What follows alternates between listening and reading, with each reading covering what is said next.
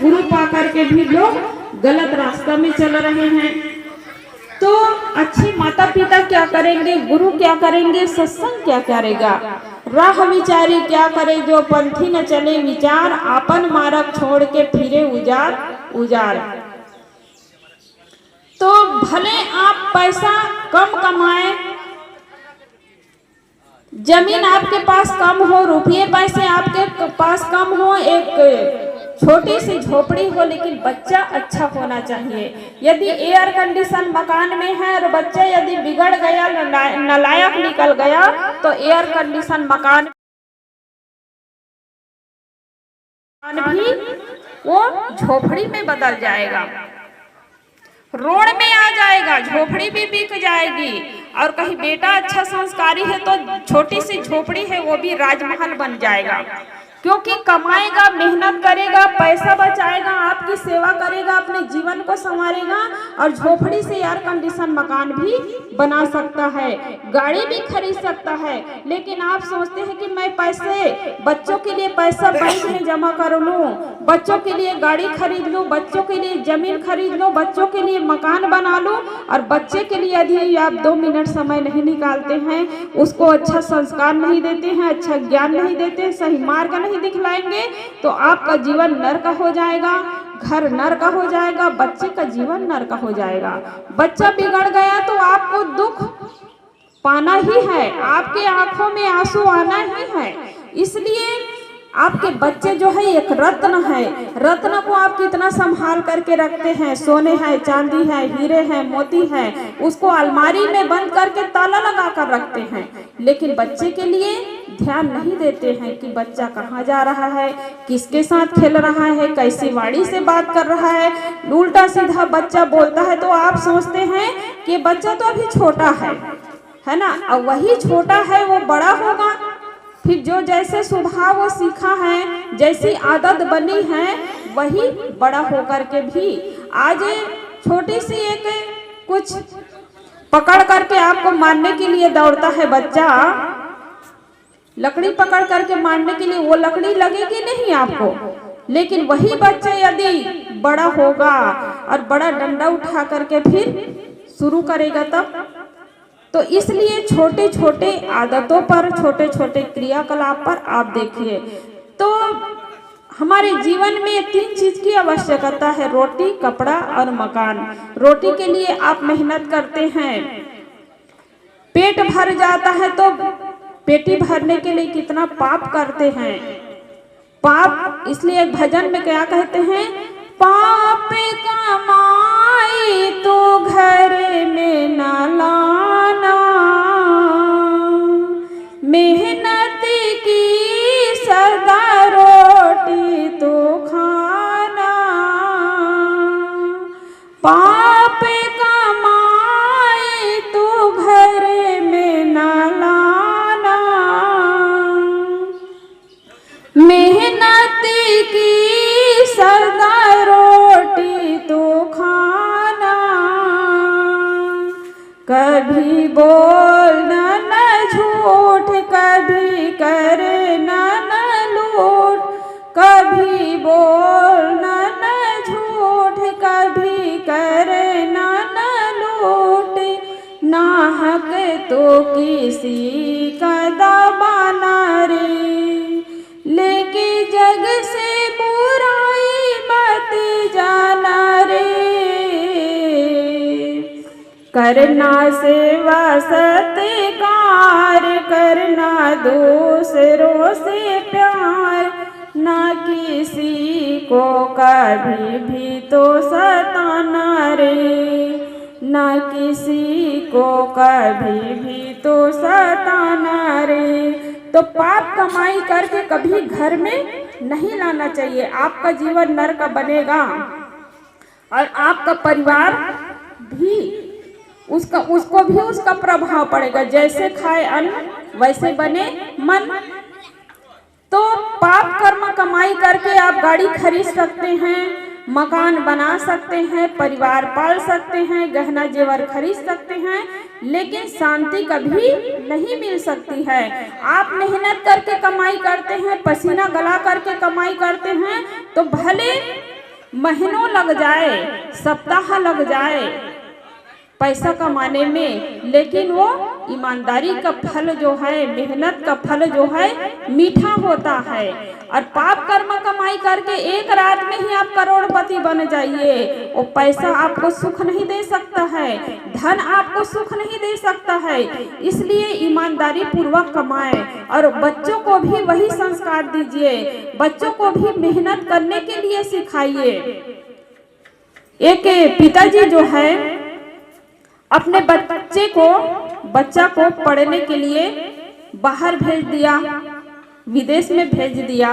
बच्चा बढ़िया पढ़ाई लिखाई किया और वहां से लौट करके आता है तो खुश होकर के बताता है अपने पिताजी को कि पिताजी मैं अब कमाने लग गया हूँ, मेरी नौकरी लग गई है, लेकिन अभी शुरू में मैं 20-25 हजार रुपया कमाता हूँ, 25 हजार रुपया कमा लेता हूँ।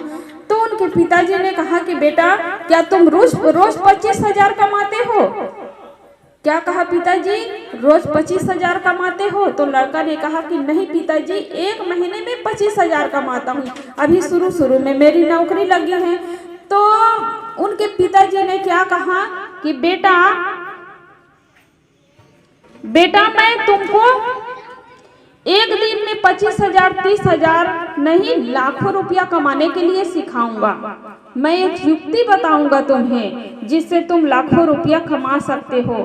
तो हाँ बेटा जो है एकदम खुश हो गया कि ये कौन सी युक्ति है पिताजी, जानने की इच्छा हुई कि जल्दी से जल्दी, है ना, कोई बात जब सुनते हैं तो जल्दी से जल्दी इच्छा होती है कि हमें कब बताए। तो पिताजी से कहने लगे कि पिताजी जल्दी बताइए कौन सी युक्ति है जिससे हम लाखों रुपए एक दिन में कमा सकते हैं।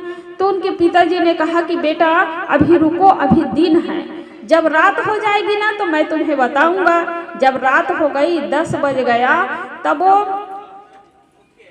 टार्च लेकर के, लालटेन लेकर के निकलते हैं। तो जैसे ही निकलते हैं तो फिर 10 बजे, 11 बजे, 12 बज गया रात। एक वृक्ष के पास जाता है तो पिताजी आप कहाँ ले जा रहे हैं मुझे? तो कहे बेटा अभी यहाँ नहीं बनेगा, आगे चलिए, आगे बताऊंगा। आगे ले जाता है पिताजी और वृक्ष के सामने बहुत बड़ा मकान बना हुआ था, वहां लाइट जल रही थी। तो पिताजी ने कहा कि बेटा अभी लाइट जल रही है, जब लाइट बुझेगी ना, ये मकान में जो लाइट जल रही है, इतना बड़ा मकान है, यहाँ लाइट बुझेगी, बंद होगी, तो यहाँ हम चोरी करने के लिए जाएंगे। देखिए पिताजी जो है कैसे बच्चों को गलत संस्कार सिखा रहे हैं। पिताजी जो है अपने बच्चों को चोर बनाना चाहते हैं।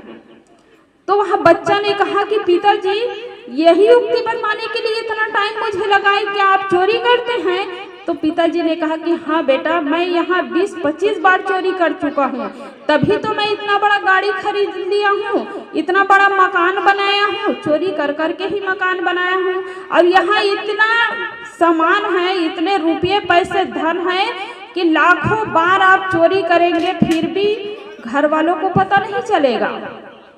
इतना धन है, इतने रुपये पैसे सब कुछ है। तो वह लड़का ने कहा कि पिताजी मैं ये काम नहीं कर सकता हूँ, मैं अपनी ईमानदारी से, अपने मेहनत से चाहे 1 रुपया भले काम कर लूं, लेकिन ये चोरी में नहीं कर सकता हूँ। आप मुझे चोर बनाना चाहते हैं, आप मुझे फांसी पे लटकाना चाहते हैं। तो पिताजी की आंखें जो है खुल जाती हैं कि देखिए बेटा जो है कैसे पिताजी के आंख खोल रहे हैं। तो पिता को चाहिए कि बच्चों को अच्छा संस्कार दे, लेकिन पिता ही चोर है, पिता ही डाकू है, पिता ही डाका डाल रहे, तो बच्चों को कहां से अच्छा संस्कार देगा? तो उनका बेटा समझदार था, ईमानदारी से जो कमाता था उसी को वो खाता था। तो फिर घर वापस लौट जाते हैं। तो ये स्थिति होती है कि लोग अपने बच्चों को एक पैसे के लालच में पड़ करके, धन के लालच में पड़ करके कैसे चोर बना रहे, डाका डालने के लिए सिखाते हैं, निकम्मा बनाते हैं, आलसी बनाते हैं, मेहनत करना नहीं सिखाते हैं। तो ये धन आपको सुख नहीं दे सकता है, शांति नहीं दे सकती है। इसलिए मेहनत करें, मेहनत करके कमाएं, बच्चों को अच्छा संस्कार दें, उसके पहले आपको अच्छी राहों पर चलना पड़ेगा। तो ये कमाना खाना तो जीवन में लगा रहेगा। तो भजन भक्ति ये मनुष्य जीवन मिला है, तो भजन करें, सत्संग करें। और आप लोग बड़े सौभाग्यशाली हैं कि यहाँ सत्संग में सुबह से आए हुए हैं। क्या गांव में इतने ही लोग हैं? बहुत लोग हैं, लेकिन जो सत्संग के महत्व को समझता है वो सत्संग में आता है, और जो सत्संग के महत्व को नहीं समझता है वो मेहनत तो कर रहा है, कमाई तो कर रहा है, लेकिन सुबह कमाता है, शाम तक वो खत्म हो जाता है। आज हमारे धन सुरक्षित है, परिवार सुरक्षित है, तो ये संतों की देन है, सत्संग की देन है। समय निकालकर जो सत्संग में आते हैं वही सुरक्षित रह पाते हैं। तो इन्हीं शब्दों के साथ मैं अपनी वाणी को विराम देती हूँ। बोलिए सद्गुरु देव की, संत समाज की। बोलिए सदगुरु कबीर साहेब की, संत सम्राट सदगुरु कबीर साहेब की, सदगुरु अभिलाष साहेब की, परम पूज्य आचार्य धर्म स्वरूप साहेब की, परम पूज्य गुरु माता सुशीला साहेब की। कबीर नामं परिमं पुनीतं युगे युगे स्वामी हरन्ति दुःखम्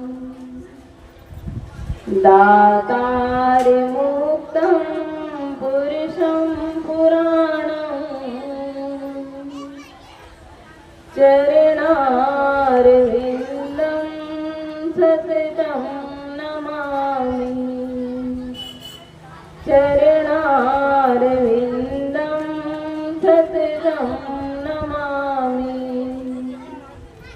मेरे मन मंदिर में विराजमान परम पूज्य गुरुदेव जी, मंच पर विराजमान कबीर आश्रम बिलसारा से पधारे हुए परम पूज्य संत श्री रामस्वरूप साहेब जी, छत्तीसगढ़ से पधारी हुई परम आदरणीय साक्षी साहेब जी, इस सत्संग सभा में पधारे हुए निर्चिर विवेकी भक्त सज्जनों, भक्ति एवं शक्ति के स्रोत, ममतामयी करुणामयी मेरी प्यारी प्यारी माताएं एवं नन्हे मुन्ने प्यारे प्यारे बच्चों, आप सबके बीच कुछ देर निवेदन प्रस्तुत है। अभी मैं सुन रही थी, हमारे साथी साक्षी साहब जी कह रही थी, आए हैं सो जाएंगे राजा रंग फकीर, एक सिंहासन चढ़ चले एक बंधे जाट जंजीर। आए हैं तो जाएंगे, चाहे वो राजा हो या रंग हो। राजा को भी जाना पड़ता है और गरीब को भी जाना पड़ता है, लेकिन जाने जाने में अंतर होता है। कोई वासनाओं में, कामनाओं में, कल्पनाओं में बंध करके जाते हैं और कोई सारे बंधनों को छोड़ करके चले जाते हैं। जाना तो सबको है, जो जन्म लिया है उसको एक दिन जाना ही है, ये निश्चित है। हम जैसे माँ के गर्भ में प्रवेश करते हैं तभी से हमारे मौत निश्चित हो जाती है, लेकिन हमारा दिन बढ़ता जाता है, हम मृत्यु के करीब जाते हैं और हम सोचते हैं कि हमारी आयु बढ़ रही है, यही सोचते हैं।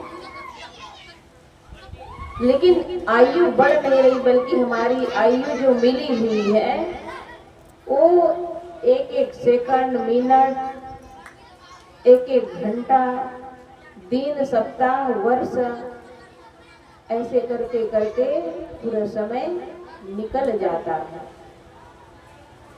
और हम सोचते हैं कि हमारा दिन बढ़ रहा है, बल्कि दिन घट रहा है। आयु की जो अवधि है वो घट रही है। तो जो आए हैं उसको जाना ही है, तो जाने से पहले हमें जीवन में अपने अंदर जो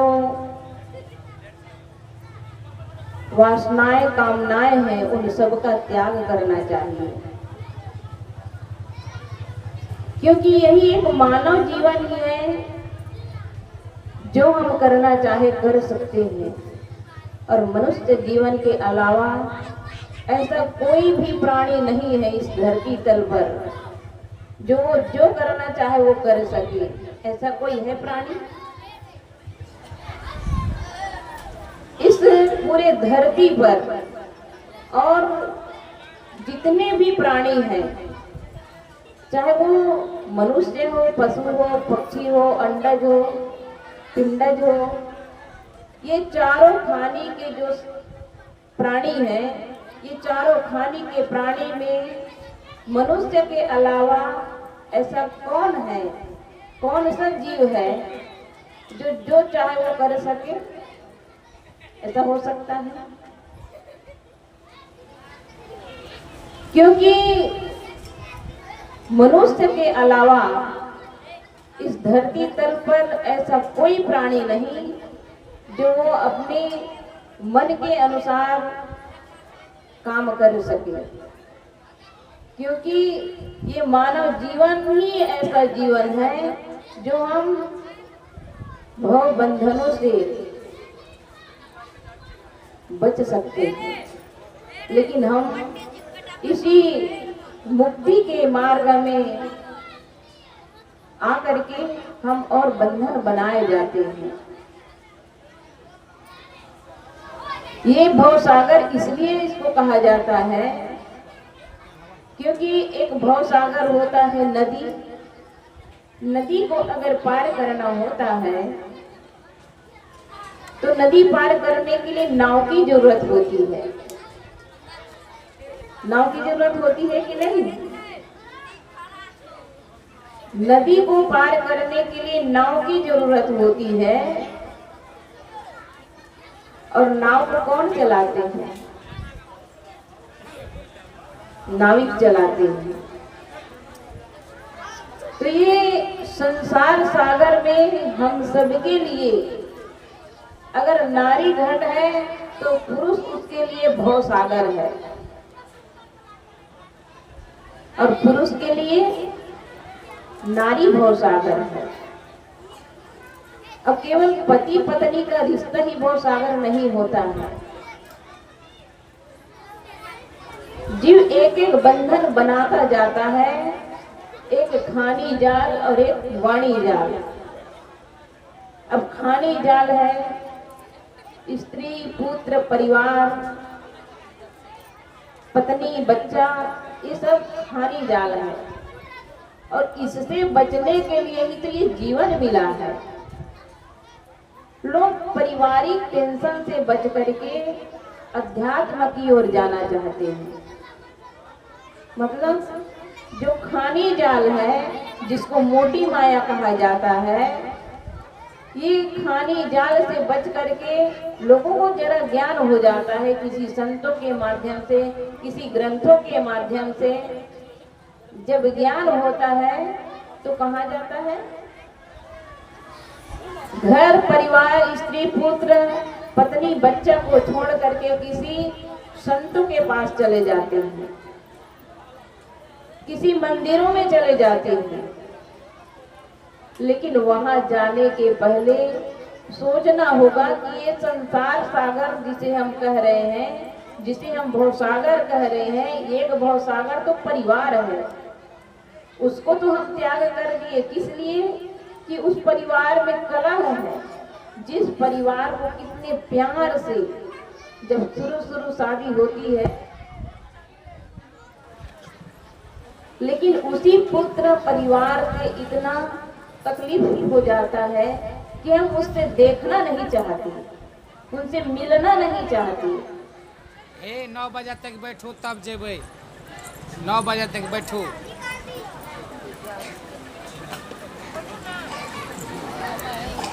लेकिन जब परिवार से कलह होता है तो लोग किसी धर्म गुरुओं के पास जाते हैं, लेकिन वहां भी वाणी जाल है। लोग कोई मंत्र तंत्र में, कोई भूत प्रेत में फंसाने वाले ऐसे धर्म गुरु है।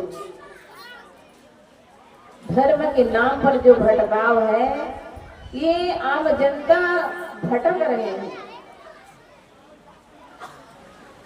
जो माताएं हम सबको जन्म दी है, कैसे जन्म दी है?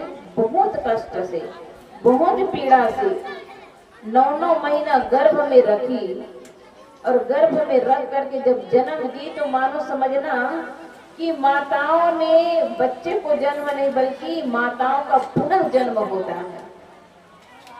इतना पीड़ा सहती हैं ये। लेकिन हमारे जवान भाई है, बच्चे हैं, पूजा किसको करते हैं? हम लोग अपने हाथों से, मिट्टी से, पत्थर से, सीमेंट से, लकड़ी से बनाए हुए उस कठपुतली का पूजा करते हैं, जिसमें हम रंग चढ़ा देते हैं, कपड़ा पहना देते हैं, गहना पहना देते हैं और किसी मंदिर में उसको स्थापित कर देते हैं। और पंडित लोग क्या करते हैं? उसमें प्राण प्रतिष्ठा करते हैं। यदि उस मंदिर के देवी और देवताओं पर अगर प्राण प्रतिष्ठा करते हैं तो जो हमारे घर परिवार में कितना प्रिय से प्रिय पत्नी है, प्रिय से प्रिय पति है, प्रिय से प्रिय पुत्र है, कितना प्रिय होता है, फिर उनके अंदर प्राण प्रतिष्ठा क्यों नहीं करते? उनसे वियोग होना क्यों पड़ता है? लेकिन हम अपने बनाए हुए उस कठपुतली, जिसको हम देवी देवता दुर्गा भवानी चंडी कहते हैं, उनकी हम पूजा कर लेते हैं। लेकिन जो माँ हमें 9 महीना तक गर्भ में रख करके पाली पोसी, हम उनके श्वास लेना मानो हमारा श्वास लेना है, उनका खाना पीना, क्योंकि वो बच्चे के लिए खाती है, सोएगी तो एक तरफ नहीं सो पाएगी। कितना कष्ट झेलती है, जो कितना कष्ट झेल करके हम सबको जन्म दी है। लेकिन हम पूजा किसको करते हैं? जो अपने ऊपर एक मक्खी बैठी, उस मक्खी को भगा नहीं सकती है। एक मक्खी को जन्म नहीं दे सकती, बच्चे को जन्म देना तो दूर की बात है। अंधन को आंख दे, कोढ़ीन को काया कहते हैं। अंधे को आंख देती है और कोढ़ी को निरोगी काया बना देती है। कितना भाव भक्ति से उनके पूजा अर्चना करते हैं, किनके? अपने बनाए हुए देवी का। लेकिन जिन देवी ने हम सबको इस पंच भौतिक शरीर की रचना की, उनके लिए क्या करते हैं?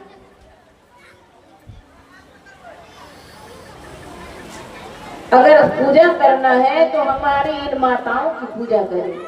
अगर आप पूजा करेंगे तो आपके बच्चे भी आपके साथ उनकी पूजा करेंगे, उनको देवी मानेंगे। लेकिन हम लोग ऐसा नहीं कर पाते हैं। क्यों नहीं कर पाते हैं? यही है वाणी जाल।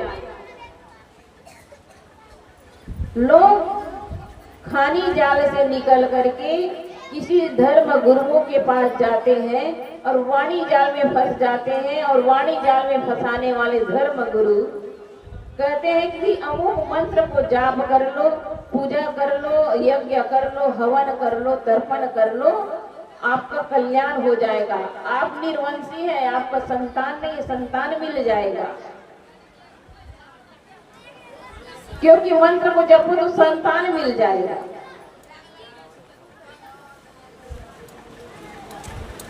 अब रामायण में भी आया है, राम लक्ष्मण भरत शत्रुघ्न की जो माँ है, उन तीनों माताओं ने खीर खाई और चारों संतानों को पैदा कर दिए। इसका मतलब क्या पहले पुरुष की जरूरत नहीं होती थी माताओं को? बिना पुरुष के बच्चे पैदा करते थे? ऐसा नहीं है। सदगुरु कबीर साहब के लिए कहा जाता है कि सदगुरु कबीर साहब आकाश से आ गए, उनके माता पिता नहीं है। कोई आकाश से आता नहीं है और किसी खीर को खाने से किसी की पैदा नहीं हो जाती है। माँ सीता के लिए कहा जाता है वो धरती फोड़ कर निकल गई,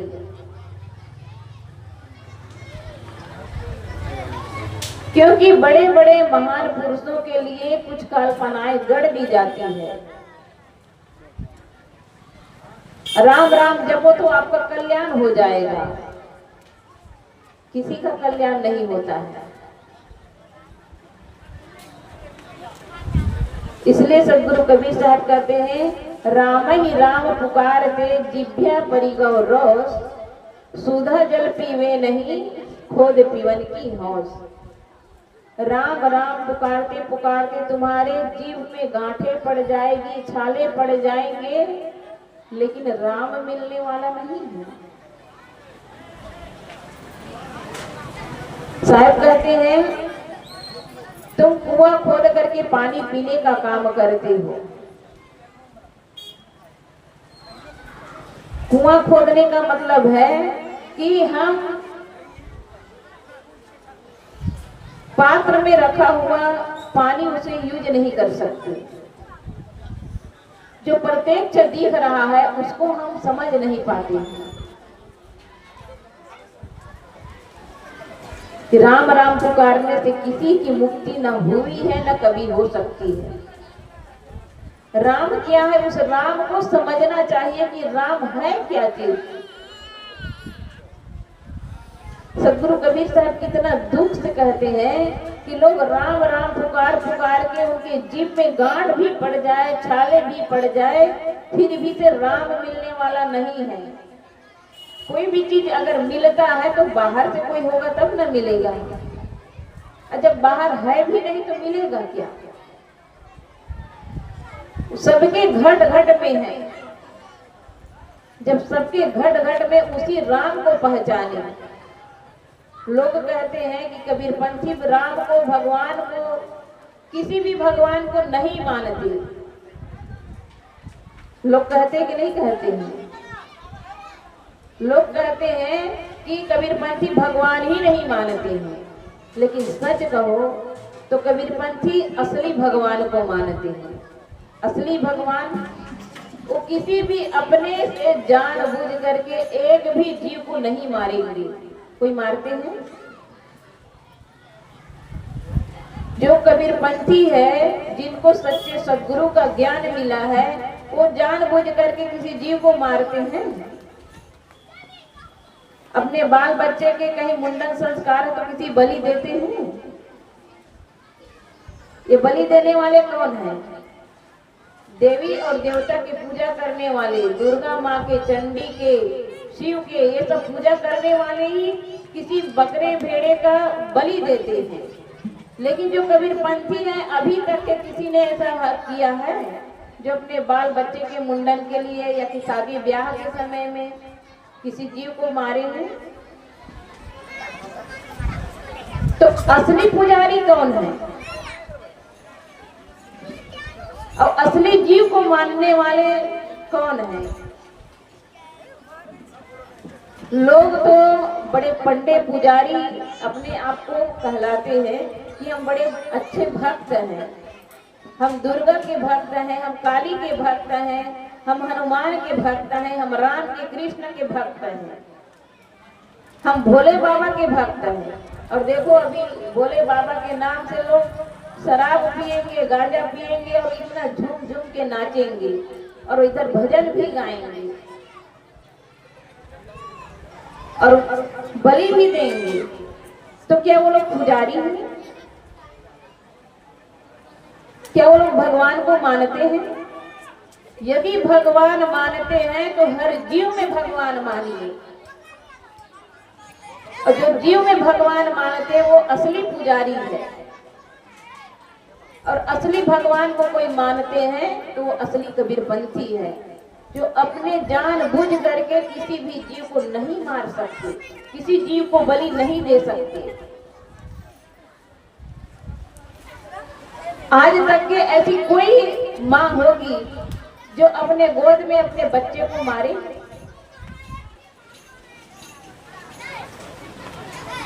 अपने गोद में किसी भी बच्चे को कोई माँ नहीं मार सकती है।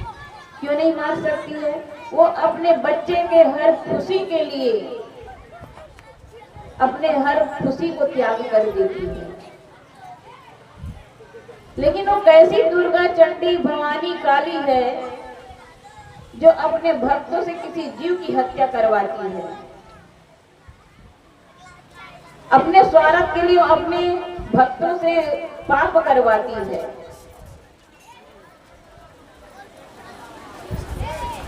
किसी भी जीव की बलि अगर कोई देते हैं तो अपने स्वार्थ के लिए देते हैं। कोई देवी देवता उससे खुश नहीं हो सकते। आज तक हमारी माताएं अपने बच्चों के लिए कितना कष्ट पीड़ा सहती है, यहाँ तक कि अपने मौत को भी स्वीकार कर लेगी, लेकिन अपने पास अपने कोख में पले बच्चे का कभी हत्या नहीं कर सकती है। फिर दिन रात इतना पूजा करने वाले अपने भक्तों को क्यों मार कर खा जाती है वो चंडी, वो दुर्गा, भवानी? एक बार की बात है,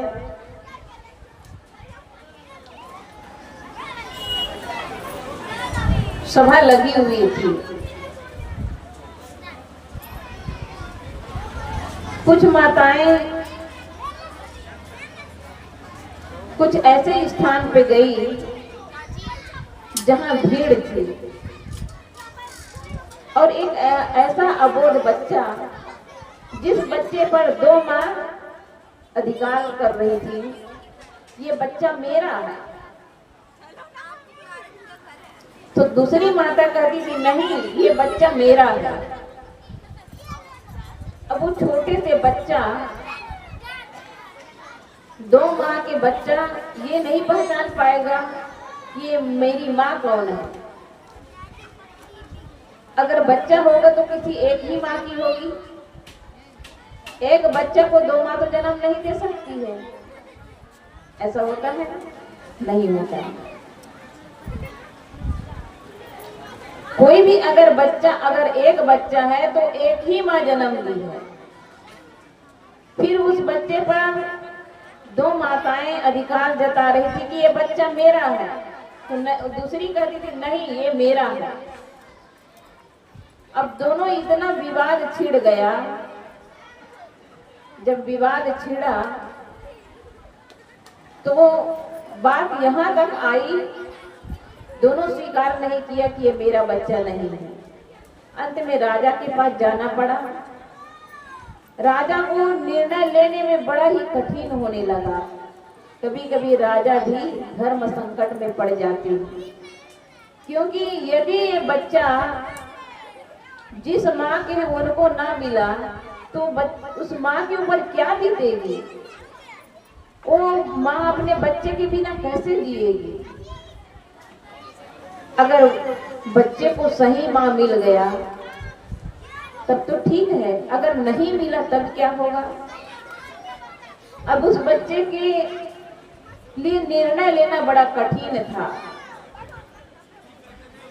दूसरे दिन सभा लगी और सभा में सारे लोग, आसपास के लोग आए।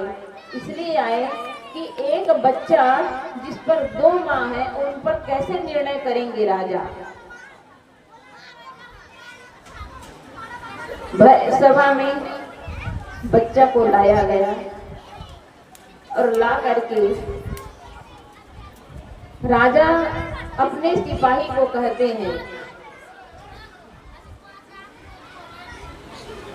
कि बच्चे को उस माँ को दो जिनका बच्चा है। फिर उन माताओं से पूछा जाता है कि ये बच्चा किसका है। पहले वाली कहती कि ये बच्चा मेरा है। तभी दूसरी वाली कहती कि नहीं राजन, ये बच्चा मेरा है।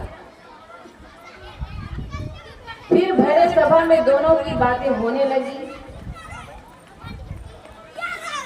अब राजा अपने सिपाही को आज्ञा देते हैं कि ये बच्चा जिसका भी है, इन बच्चे को दोनों माँ को दे दिया जाए। अब दो माँ को कैसे देंगे? राजा ने अपने सिपाही को कहा, इसको दो टुकड़ा करके दोनों माताओं को दे दिया जाए। जो सिपाही था बच्चा को आकाश की ओर जोर से फेंक दिया और फेंक करके जैसे तलवार खींचा, तभी एक माँ राजा के पैर में दौड़ कर गई और कहती है, राजन, ये बच्चा मेरा नहीं है,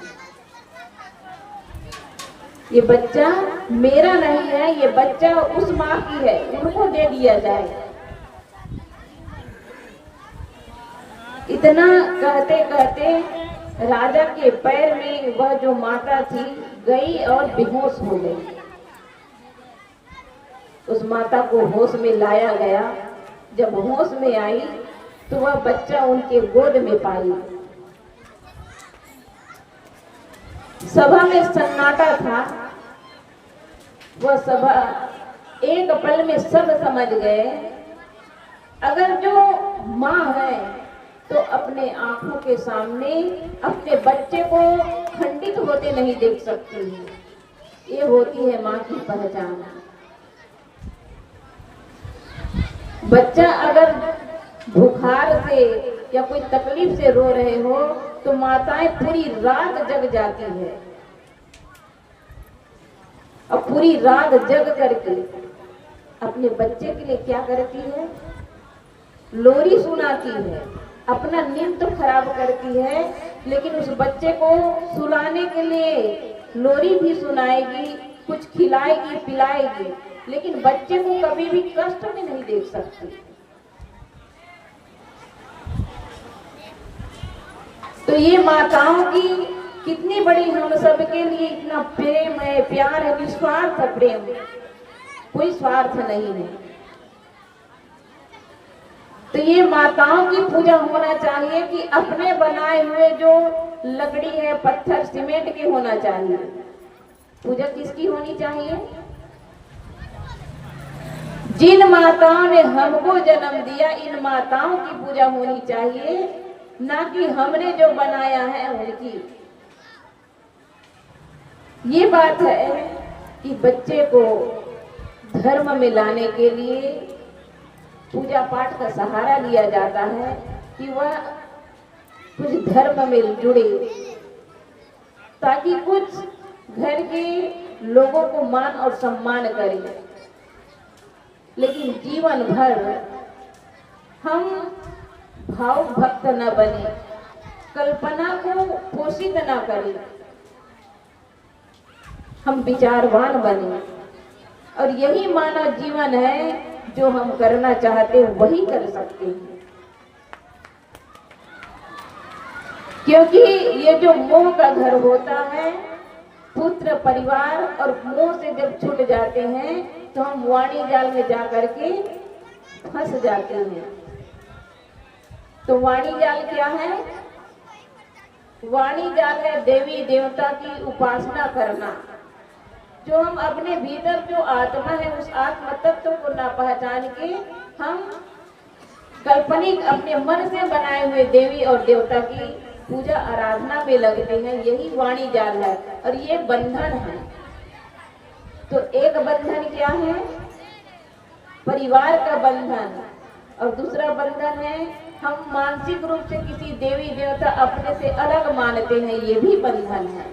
तो इन दोनों बंधनों से बचने के लिए हमको क्या करना चाहिए? सच्चे सद्गुरु के शरण में जाना चाहिए। तो हम राम राम पुकारते हैं, लेकिन राम क्या है? राम के तत्व को नहीं समझ पाते। राम है क्या चीज?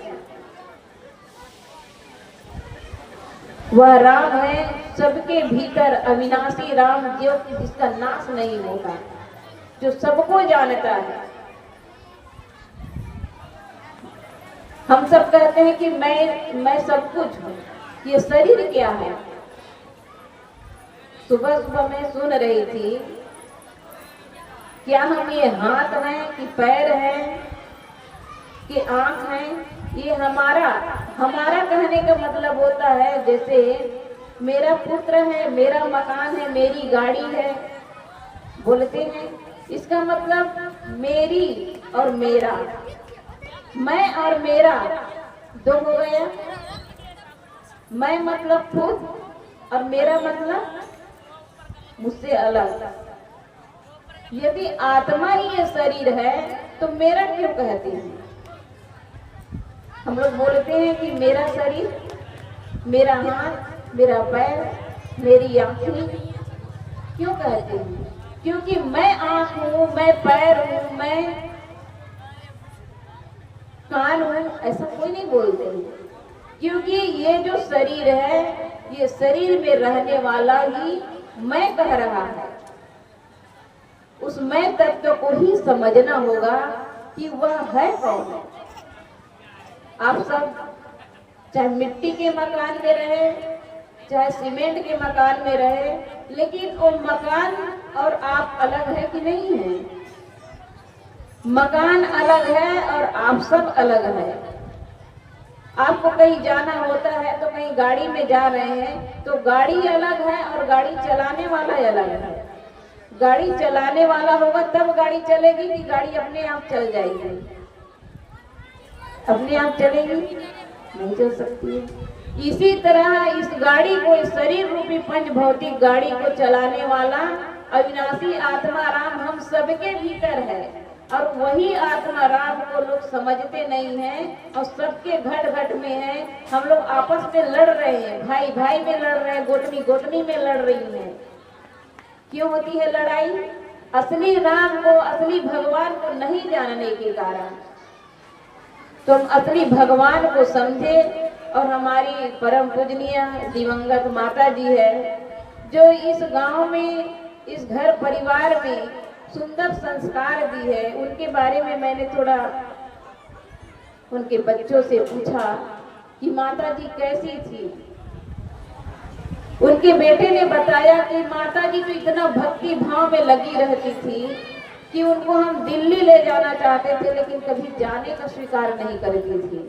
क्योंकि यहाँ उनके पास माताएं लोग सब आती थी, सत्संग भजन करती थी और दान पुण्य करने में बहुत एक नंबर। बच्चों से कहती कि बेटा मैं बीमार हूँ, लेकिन पैसा देते थे तो वो दान करती थी। तो कभी कभी झूठ बोलना भी झूठ नहीं होता है। झूठ बोलना पाप है, लेकिन किसी जीव को बचाने के लिए अगर झूठ बोला जाए तो वो पाप नहीं, पुण्य होता है। कोई गरीब है, दीन है, दुखी है, उन दुखी लाचार माताओं को अगर सेवा करते हैं तो वो क्या है? वो पुण्य है। तो माताएं बहुत अच्छी थी और वह जो माता है आज अपने बच्चों को अच्छे संस्कार देकर गई है। ऐसे माताओं के लिए आप सब यही कामना करें कि ऐसी माताएं सबको मिले और हमारी माताएं अपने बच्चों को ऐसे शुभ संस्कार दे जो उनके दोनों संतान आज संतों को बुला करके आज उनके श्रद्धांजलि कार्यक्रम बड़े सुव्यवस्थित ढंग से कर रहे हैं। तो हमारी परम पूजनीय माता जी को श्रद्धांजलि समर्पित करते हुए अपने वाणी को यहीं पर विराम देती हूँ। बोलिए सदगुरु कबीर साहेब की, संत सम्राट सदगुरु कबीर साहेब की, शाहे बंदगी शाह।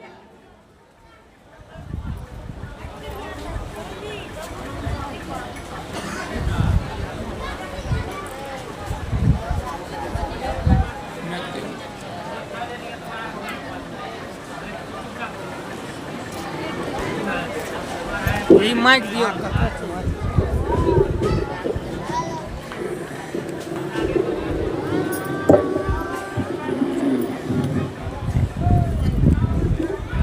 हेलो